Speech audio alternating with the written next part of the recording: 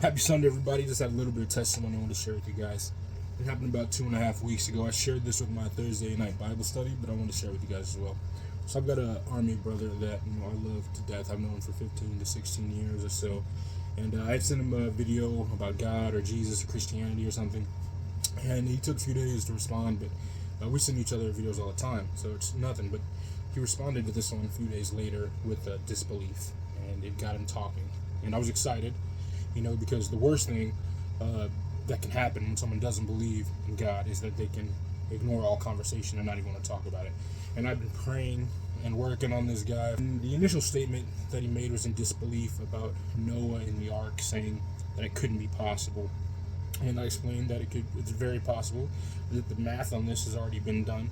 And I brought him other proof as well, historical proof, archaeological proof of the Bible, and he just wasn't having it. Now, he's a very stubborn person, and I say this in the nicest way. Like I said, I've known him for years and years, and he's so set in his ways that when he gets an idea of what he's going to do, there's no rocking him off there. And that can be a good thing and a bad thing. If you have goals and you're stubborn for your goals, nothing's going to throw you off the track. That's great.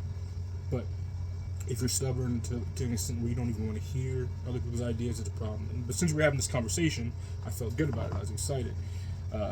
So I was on my way to the gym when this happened. I get to the gym parking lot, and I'm just so excited that we're even talking about it. I don't even go in the gym. I want to be completely invested. So I'm in the car, we're texting back and forth, and this goes on for like 2 hours, and it's really not going anywhere. Like I said, he was not letting me get any points across at the point. Every time I started to say something, he would jump in and block it, or start talking about something else and go off on all these different trails, and it was just getting frustrating to me. And I got to the point where I knew I was going to be able to go work out, so I had to go pick up my son Elijah. I go pick up my son Elijah from school, and again, frustrated that this conversation I was so excited about has turned into almost a fight, almost an argument. I'm not being argumentative in the way I talk, but I can feel it in my soul that this isn't going anywhere. So I pick up Elijah.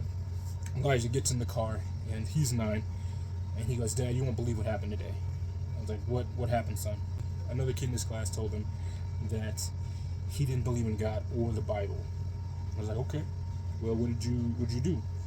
And he said, "Dad, you have no idea how bad I wanted to fight this kid." I was like, "Whoa, what are you talking about? What would that prove? If you fought this kid, how would that bring him to God?" We had that conversation. And as I'm having this conversation, I'm just thinking, like, why am I so mad right now? Why am I so frustrated at my brother, who I served in the military with, known for all these years? I need to be leading with love. If the conversation is getting a little argumentative, he's stuck on his points, and he's not really trying to hear me right now, but I can't, feed into that. So we get home. I picked up the message. All right, God, no more arguing. We talk. I'm still talking to my friend. Maybe another hour in, I have a Bible study that night. This was a Thursday, and I'm starting to feel drained. I'm not argumentative, but I see the conversation's not going anywhere, and I want so bad for my brother to know God. And we stopped talking on the phone, we stopped texting because I'm getting ready for the study.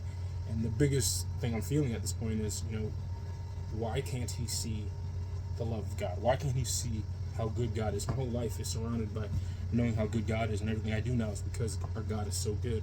Why can't he see how good God is? And as I'm thinking this, literally minutes before my Thursday night Bible study, my brother Lloyd calls me.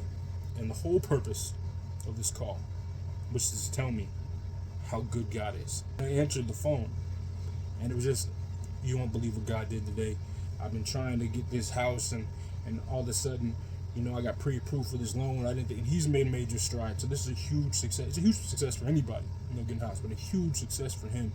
And the whole reason he called me was just to tell me how good God was. To the point he's crying on the phone about how good God is. He's feeling this love, and I'm message received. I hung up that phone, just my cup refilled, knowing, like, first, the fact that it happened, in that timely order, at all, or that it happened at all is amazing to me. While I'm sitting there thinking, why can't he see God's love? Someone else calls me to remind me, well, God is so good. Some people aren't going to see it. I pray that my friend does, but I thank God so much for always coming through. When I need him. If you draw towards God, he will show up for you. When I was frustrated, he showed up to me through my son, through Elijah, telling me, look, There's no reason to be mad at this, you know. Show them who God is by your actions.